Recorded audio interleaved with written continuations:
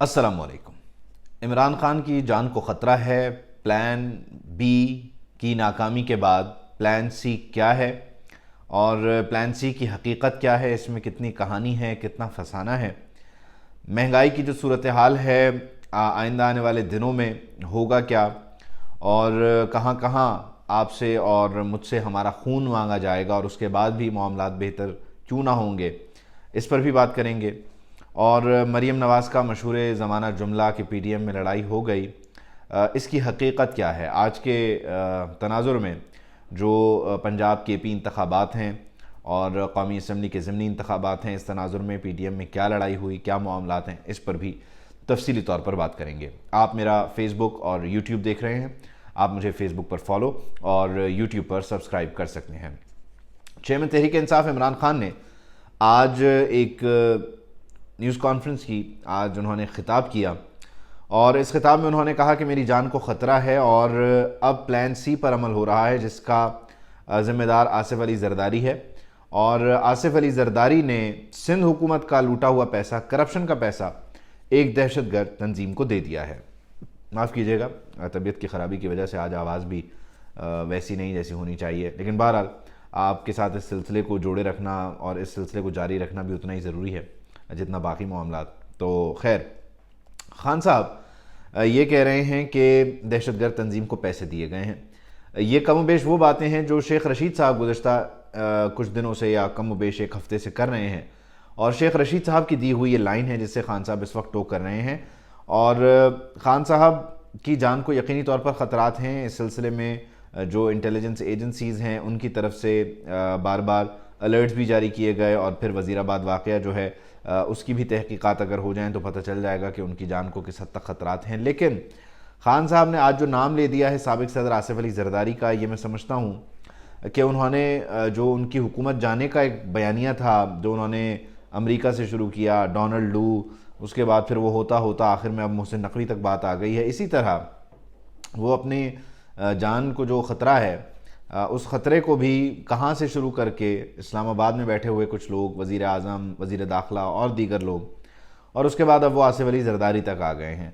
तो खान साहब को इस तरह के जो स्वीपिंग स्टेटमेंट्स हैं उनसे परहेज़ करना चाहिए, क्योंकि ये स्वीपिंग स्टेटमेंट्स आपको याद होगा 35 पंक्चर वाला मामला आपके सामने है। खान साहब ने किस तरह की गुफ्तगू की, उसके बाद उन्होंने कहा ये एक सियासी बयान था। आसिफ अली ज़रदारी से मुतालिक जब उन्होंने बात की तो शर्जील इनाम मेमन का भी रद्द-ए-अमल आया है। वो कहते हैं कि हम हर जाने का नोटिस भेज रहे हैं, खान साहब ये मामलात अदालत में साबित कर दें। पाकिस्तान पीपल्स पार्टी की बड़ी कुर्बानियाँ भी हैं। पाकिस्तान पीपल्स पार्टी ने जानें भी दी हैं, ठीक है, उसको कोई माने ना माने, लेकिन जुल्फ़िकार अली भुट्टो की फांसी और मोहतरमा बेनज़ीर भुट्टो की शहादत, ये दो चीज़ें काफ़ी हैं ये बताने के लिए कि ये लोग लड़ने वाले हैं, ये लोग लड़कर मरने वाले हैं, ये लोग कुर्बानियों पर यकीन रखते हैं।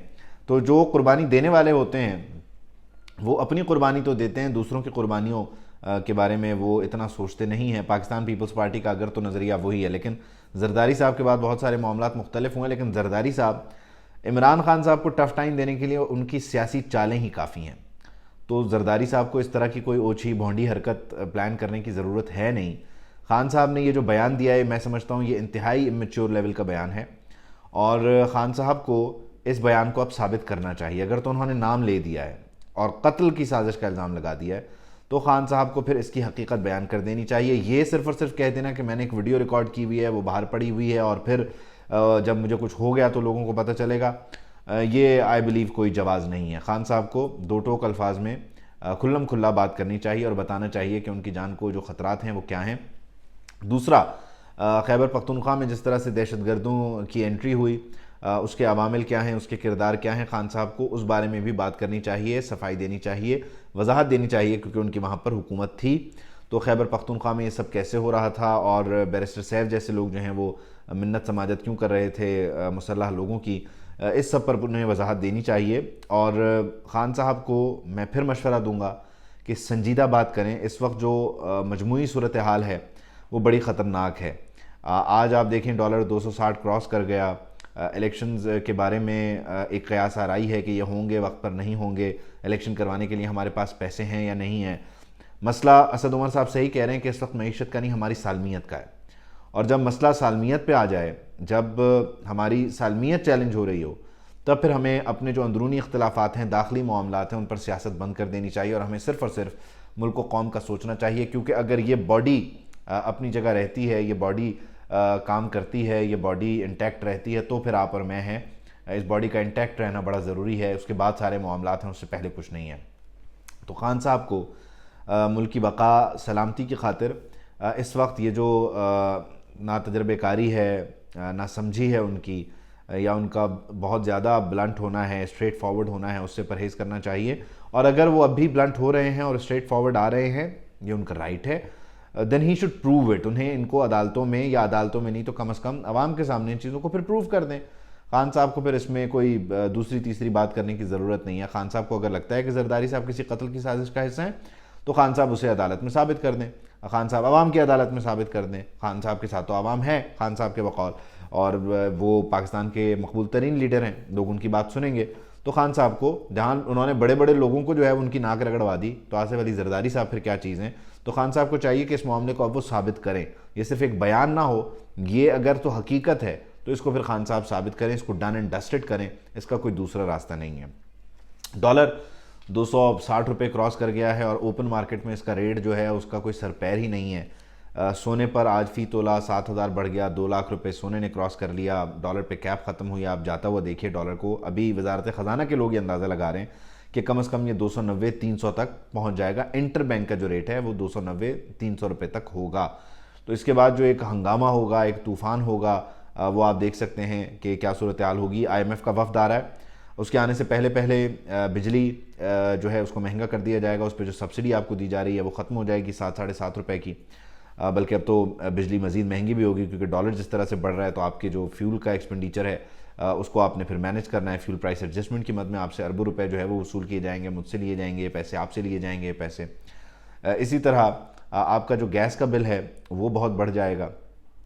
इसके अलावा अभी ख़बरें ये आ रही हैं, ओगरा ने जो कैलकुलेशंस हैं, ओगरा एक आज़ाद बॉडी है, वो कैलकुलेशंस करके हुकूमत को बताती है कि इतना पेट्रोल का ख़र्चा है तो इतने पैसे आप बढ़ा दें। तो ओगरा ने अभी 80 रुपये से ज़ायद पेट्रोल पे बढ़ाने की सिफारिश कर दी है 1 फरवरी से ऑनवर्ड 15 दिनों के लिए। तो 80 रुपये ये बड़ी रकम है, बड़े पैसे हैं। तो यानी आप अंदाज़ा लगाएं कि इस तरह से तकरीबन आपका पेट्रोल ऑलमोस्ट 300 रुपये फ़ी लीटर पर आ जाएगा। ये सारी सूरत हाल है। अब इस सारी सूरत हाल में अगर PDM इत्तेहाद भी सियासत पर मजबूर है और इमरान खान साहब भी सियासत पर मजबूर हैं, तो फिर सब आवाम के सामने आके बता दें कि भाई आप लोग जाओ भाड़ में, हमने सियासत ही करनी है, हमारा एक ही मकसद है, हमारी एक ही जो है वो मसरूफियत है, इसके अलावा हमारा कोई चारा नहीं है। तो आप लोग जो करना चाहते हो करो, ख़ुदकुशियाँ करना चाहते हो करो, आप लोग मुल्क छोड़ के जाना चाहते हो तो जाओ, हम ये नहीं रोएंगे कि पाकिस्तान का ब्रेन ड्रेन हो रहा है वगैरह वगैरह। हमने सियासत करनी है, हम सियासत ही करेंगे, आप अपने फ़ैसले खुद करें। तो इस बदतरीन माशी सूरत हाल के जो ज़िम्मेदार हैं वो खान साहब भी हैं। इस बदतरीन माशी सूरत हाल को परवान चढ़ाने वाले शहबाज शरीफ साहब भी हैं, क्योंकि वो गारंटी मांगते रहे, पिंडी की तरफ देखकर उनसे गारंटी मांगते रहे कि आप बताएंगे तो फिर हम फैसले करेंगे, अगर हमारे पास अगले 10 महीने की गारंटी होगी तो हम फैसले करेंगे। और इस दौरान जो शिकंजा था वो हमारे गिर्द कसता चला गया, हालात सख्त से सख्तर होते गए, मुश्किल जो है वो शदीद तरीन होती गई, और आज हम उसकी कीमत अदा कर रहे हैं और इन लोगों से कोई पूछने वाला नहीं है। बहरहाल सबका मुहासबा होना चाहिए और इस हुजूम को, इस आवाम को, इस कौम को एक आवाज़ होकर ये मुतालबा करना चाहिए कि हमारा इसमें क्या कसूर है और हमें रिलीफ आखिरकार मिलेगा तो मिलेगा कैसे। PDM की बात करें तो कौमी असम्बली के जो ज़िमनी इंतखाबात हैं, PDM कहती है कि उसमें हिस्सा नहीं लेना। अलबत्ता लड़ाई ये है कि मौलाना फजलुर रहमान और जरदारी साहब अब एक आवाज़ हैं और वो ये बात कर रहे हैं कि हम इंतखाबात में हिस्सा हमें लेना चाहिए, इंतखाबात में हमें शामिल होना चाहिए। और वो ये भी कहते हैं कि इंतखाबात वक्त पर भी होने चाहिए पंजाब और खैबर पख्तूनख्वा के। अलबत्ता नून लीग ये कोशिशें कर रही है कि किसी तरह इंतखाबात को तूल दिया जाए, इंतखाबात आगे बढ़ें और उसके बाद फिर एक साथ कौमी असम्बली और सूबाई असम्बलियों के इंतखाबात हों जैसे कि होते हैं, यानी ये 90 रोज़ गुजारे जाएँ और इंटरिम गवर्नमेंट जो है उसको तूल दिया जाए और मामलात जो है वो कौमी असम्बली के इंतखाबात के साथ जोड़े जाएँ। इस पर पाकिस्तान पीपल्स पार्टी और नून लीग का इस वक्त इख्तलाफ है और आसिफ अली जरदारी ने दो टोक अल्फाज में कहा है कि अगर ऐसा हुआ तो कोई भी अदालत जा सकता है और हमारे खिलाफ ये गैर आइनी काम होगा तो हमारे खिलाफ कार्रवाई भी होगी, इससे कोई अदालत भी जो है वो कबूल नहीं करेगी, उससे हमें इसकी मंजूरी नहीं मिलेगी। तो हमें इलेक्शन को वक्त पर ही करवा देना चाहिए और इलेक्शन वक्त पर होने चाहिए।